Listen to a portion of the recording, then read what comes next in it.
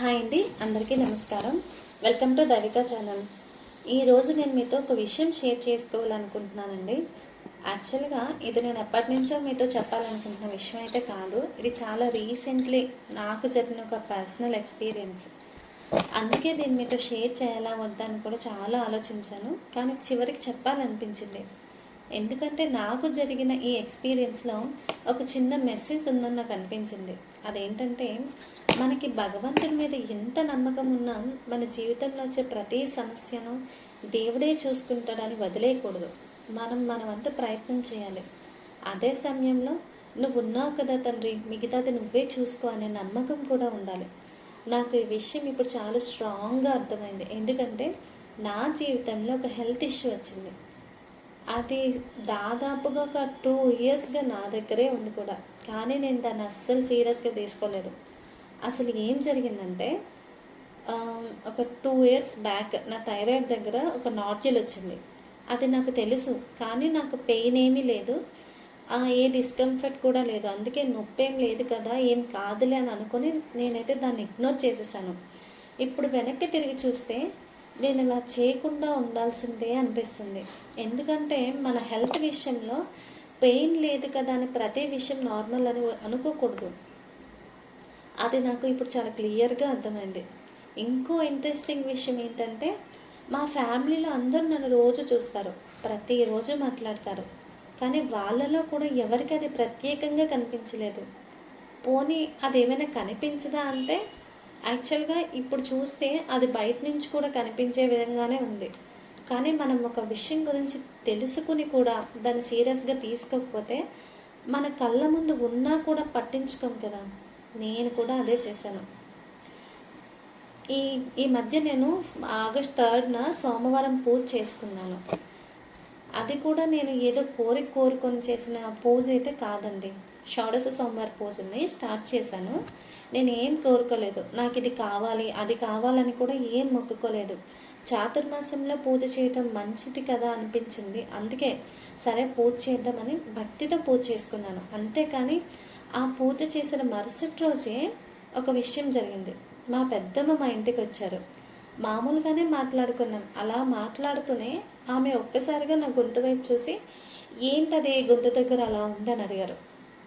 నేను కూడా చాలా క్యాజువల్గా, అదొక 2 ఇయర్స్ నుంచి ఉంది పెద్దమ్మ, నాకు పెయిన్ ఏం లేదు, అందుకే పట్టించుకోలేదు అని చెప్పాను. కానీ ఆమె మాత్రం అస్సలు వదలలేదు. ఏంటి నొప్పి లేదని వెంటనే హాస్పిటల్కి వెళ్ళి చూపించుకో అని చాలా సీరియస్గా చెప్పారు. లేదు పెద్దమ్మ, ఇన్నాళ్ళ నుంచి ఉంది కదా, అసలు నాకు తన వల్ల ఎటువంటి ప్రాబ్లం లేదని చెప్పినా ఆమె అయితే అసలు వినలేదు. లేదు నువ్వు వెంటనే వెళ్ళి చూపించుకొని చెప్పారు. నిజం చెప్పాలంటే ఆమెలా ఇన్సిస్ట్ చేయడంతో నాకు కూడా కొంచెం భయం వేసింది. సరే వెళ్ళి చూపించుకుందాం అనుకున్నాను. నెక్స్ట్ డేనే హాస్పిటల్కి వెళ్ళాను. అక్కడ మొదటంతా థైరాయిడ్ టెస్ట్లు అన్నీ చేశారు. టెస్ట్స్ అన్నీ బాగానే ఉన్నాయి. అది చూసి కొంచెం రిలీఫ్ వచ్చింది.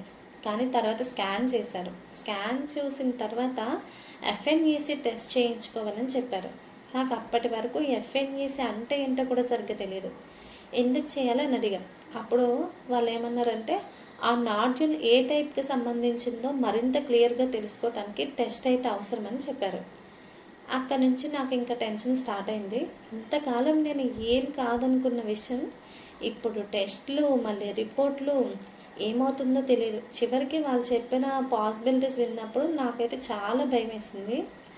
ఒకవైపు నార్మల్ నాడ్యూల్ అయ్యే ఛాన్స్ ఉందన్నారు, ఇంకోవైపు క్యాన్సర్ కూడా అయ్యే ఛాన్స్ ఉంది అని కూడా అన్నారు. ఏది క్లియర్గా లేదు అని చెప్పారు. ఇంకా ఆ మూమెంట్లో అయితే నిజంగా నాకు ఏం అర్థం కాలేదు. ఇప్పుడు ఏం చేయాలి అనే థాట్ మాత్రమే వచ్చింది. అందుకే మేమైతే ఇంకో హాస్పిటల్కి వెళ్ళాం. అక్కడ కూడా రిపోర్ట్స్, టెస్ట్స్ అన్నీ చూసి అవసరమైతే సర్జరీ గురించి కూడా చెప్పారు.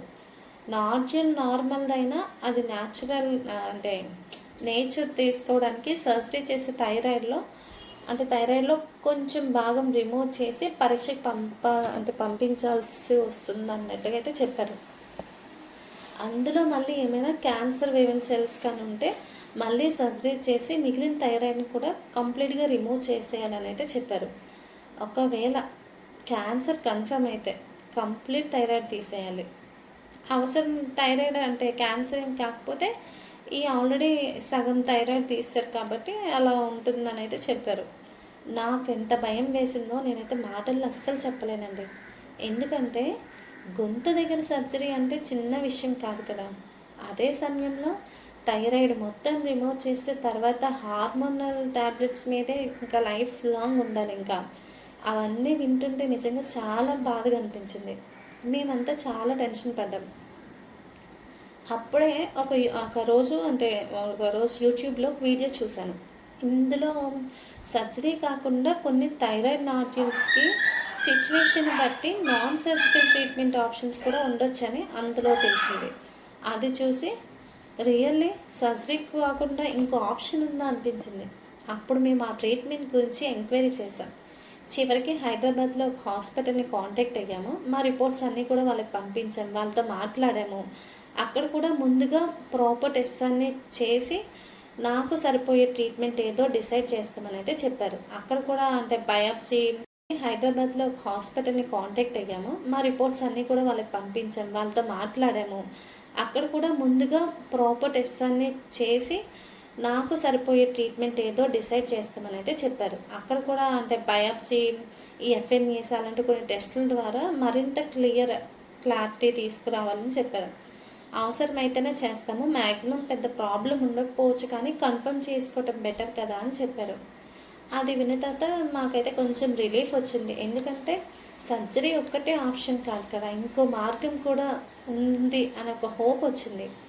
ఇప్పుడు ఇంకో 1 వీక్లో హైదరాబాద్ వెళ్ళి ట్రీట్మెంట్ అయితే చేయించుకోవాలి. ఏం జరుగుతుందో అనేది అయితే నాకు కూడా 100% అస్సలు తెలియదు. నేను కూడా వెయిట్ చేస్తున్నాను. కానీ ఇందులోనే నాకు ఒక విషయం మాత్రం చాలా స్ట్రాంగ్గా అనిపించింది. నేను ఏ కోరిక కోరుకోలేదు, ఏ మొక్కు కూడా మొక్కుకోలేదు. కానీ ఆ పూజ చేసిన మరుసటి రోజే మా పెద్దమ్మ వచ్చారు. ఆమె నా గొంతు చూశారు. ఇది వెంటనే చూపించుకోని కూడా చెప్పింది. నేను ఆమె మాట వినడం వల్ల హాస్పిటల్కి వెళ్ళాను. హాస్పిటల్కి వెళ్ళడం వల్ల టెస్టులు జరిగాయి. టెస్ట్ వల్ల అసలు సిచ్యువేషన్ ఏంటో తెలుసుకునే అవకాశం వచ్చింది. తర్వాత మరో డాక్టర్ని కన్సల్ట్ చేశాము. అక్కడ నాకు మరో ట్రీట్మెంట్ ఆప్షన్ గురించి తెలిసింది. ఇవన్నీ ఒకదాని తర్వాత ఒకటి జరిగాయి. అందుకే నాకు మాత్రం ఇది పరమేశ్వరుని అనుగ్రహంలా అనిపించింది.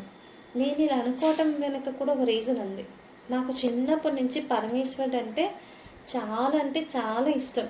ఎన్ని పరిస్థితులు వచ్చినా ఆయన మీద నమ్మకం మాత్రం నాకు ఎప్పుడు ఉంటూనే ఉంది. నిజం చెప్తున్నానండి, నేను ఎప్పుడూ ఆయన వదలలేదు, ఆయన కూడా నన్ను వదలలేదని నేనైతే నమ్ముతున్నాను. ఇప్పుడు కూడా నేను పరమేశ్వరుని పెద్దగా ఏం అడగలేదు. ఒక్కటే అనుకున్నాను, తండ్రి నాకు ఏది మంచిదో అదే నువ్వు చూసుకో, నేను చేయాల్సిన ప్రయత్నం అయితే నేను చేస్తాను, మిగతాది మాత్రం నీ మీదే వదిలేస్తున్నాను అంతే. అది మాత్రమే మొక్కుకున్నాను. ఇక్కడ ఒక విషయం మాత్రం నేను మీతో చాలా క్లియర్గా చెప్పాలి. నేను ఈ వీడియోలో నా ఎక్స్పీరియన్స్ షేర్ చేస్తున్నాను. నా హెల్త్ ప్రాబ్లంకి పూజ చేయడం వల్ల క్యూర్ అయ్యిందా అని నేను చెప్పటం లేదు. ప్లీజ్ అలా ఎవ్వరూ అనుకోవద్దండి. హెల్త్ ఇష్యూ వస్తే డాక్టర్ని కన్సల్ట్ చేయాలి, టెస్టులు చేయించుకోవాలి, డాక్టర్ చెప్పే ట్రీట్మెంట్ని ఫాలో అవ్వాలి. అది చాలా ఇంపార్టెంట్. కానీ ట్రీట్మెంట్కి వెళ్ళే దారి నాకు కనిపించేలా చేసిన సంఘటనలను నేను మాత్రం భగవంతుడి దయగానే భావిస్తున్నాను. ఎందుకంటే 2 సంవత్సరాలుగా నేను పట్టించుకున్న విషయం ఆ రోజు మా పెద్దమ్మ ఒక్కసారిగా గుర్తించడం, ఆమె నన్ను వెంటనే హాస్పిటల్కి వెళ్ళమని చెప్పడం, నేను వెళ్ళడం, తర్వాత ఒకదాని తర్వాత ఒకటి జరగడం నాకు చాలా స్పెషల్గా అనిపించింది ఇదంతా కూడా. మళ్ళీ చాలామంది ఒక విషయం అనుకుంటాం కదా, నేను దేవుని నమ్ముతున్నాను, అయితే నా జీవితంలో ప్రాబ్లమ్స్ ఎందుకు వస్తున్నాయి అని. నాకు ఇప్పుడు అనిపిస్తున్న సమాధానం ఏంటంటే, దేవుని నమ్ముతున్నాం కాబట్టే ప్రాబ్లమ్స్ రావని కాదు. ప్రాబ్లమ్స్ వచ్చినప్పుడు దాన్ని ఫేస్ చేసే స్ట్రెంగ్త్ ఇవ్వడం కూడా భగవంతుడి అనుగ్రహమే కావచ్చు. కొన్నిసార్లు మనకు కావాల్సింది ఇవ్వడం కంటే మనకు అవసరమైన దాన్ని మన ముందుకు తీసుకురావడం కూడా దేవుని దయ కావచ్చు. నేను అడగలేదు, కానీ నాకు అవసరమైన సమయంలో ఒక వ్యక్తి ద్వారా వెంటనే వెళ్ళి చూపించుకో అనే మాట అయితే వచ్చింది.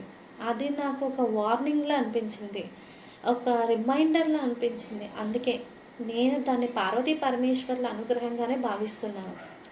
ఇప్పుడు నేను హైదరాబాద్ వెళ్ళాలి, ట్రీట్మెంట్ చేయించుకోవాలి. ఏం జరుగుతుందో కూడా నాకు కూడా అస్సలు తెలియదు. కానీ ఇప్పుడు నాకు అంతగా భయం అయితే లేదు. ఎందుకంటే నా ప్రయత్నం నేను చేస్తున్నాను. డాక్టర్స్‌ని కన్సల్ట్ చేస్తున్నాను. టెస్టులు చేయించుకుంటున్నాను.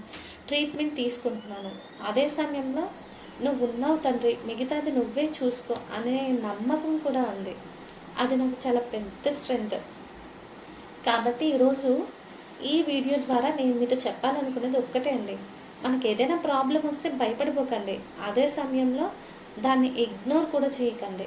హెల్త్ విషయంలో చిన్న డౌట్ ఉన్నా డాక్టర్ని కన్సల్ట్ చేయండి. మన బాధ్యత మనం తీసుకుందాం. మన ప్రయత్నం మనం చేద్దాం. మరి మన చేతుల్లో లేని విషయాన్ని ఆ భగవంతునికే వదిలేద్దాం. ఎందుకంటే మనకు ఏది మంచిదో మనకు తెలియకపోవచ్చు, కానీ ఆయనకి అన్నీ తెలుసు. అదే అదే నేను నమ్ముతున్నాను. కొన్నిసార్లు మనకు వచ్చిన సమస్య కూడా మన జీవితంలో ఏదో ఒక మార్పు తీసుకురావడానికి కారణం కావచ్చు. మనకు అర్థం కాకపోయినా దాని వెనుక ఏదో ఒక పర్పస్ ఉండొచ్చు. అందుకే బాధ వచ్చినా ఫేస్ చేయాలి. భయం వచ్చినా ముందుకు వెళ్ళాలి. భగవంతునిపై నమ్మకం మాత్రం వదులుకోకూడదు. ఈరోజు నేను మీతో నా పర్సనల్ ఎక్స్పీరియన్స్ షేర్ చేసుకున్నాను. ఇది నా జీవితంలో ఏం జరుగుతుందో మీకు నిజాయితీగా చెప్పాలనిపించింది కాబట్టే చెప్పాను. తర్వాత ట్రీట్మెంట్ తర్వాత కూడా ఏం జరుగుతుందో అది కూడా మీతో నేను షేర్ చేస్తాను. కానీ ఇప్పటికీ నేను ఒక్కటే కోరుకుంటున్నాను, పరమేశ్వరుడు నాకు ధైర్యం ఇవ్వాలి, మంచి జరగాలి, నా ట్రీట్మెంట్ సక్సెస్ అవ్వాలి, అంతే. మరి మీరు ఎవరికైనా మీ జీవితంలో కూడా దేవుడు ఇలా నాకు తోడుగా నిలిచాడు అనిపించిన ఏదైనా ఒక ఎక్స్పీరియన్స్ ఉంటే నాతో తప్పకుండా షేర్ చేసుకోండి. కామెంట్లో రాయండి. మీరు రాసే ప్రతి ఒక్క కామెంట్ కూడా నేను చూస్తాను. ఈ వీడియో మీకు నచ్చితే ఒక లైక్ చేయండి. ఇలాంటి మన ఆచారాలు వెనుకున్న కారణాలు, మన సాంప్రదాయాల వెనుకున్న రహస్యాలు, భక్తి విషయాలు మీతో ఇలా పర్సనల్గా షేర్ చేసుకోవడానికి దైవిక ఛానల్ని సబ్స్క్రైబ్ చేయండి. మనమంతా కలిసి ఈ ప్రయాణంలో ముందుకు వెళ్దాం. చివరిగా నా మనసులో నుంచి ఒక్కటే మాట, ఓం నమః శివాయ. పరమేశ్వర, నేను చేయాల్సిన ప్రయత్నం నేను చేస్తున్నాను. ఇక మిగతాది నువ్వే చూసుకో తండ్రి. నన్ను ఎప్పుడూ వదలని నీ మీదే నా నమ్మకం. ఓం నమః శివాయ. అందరికీ నమస్కారం.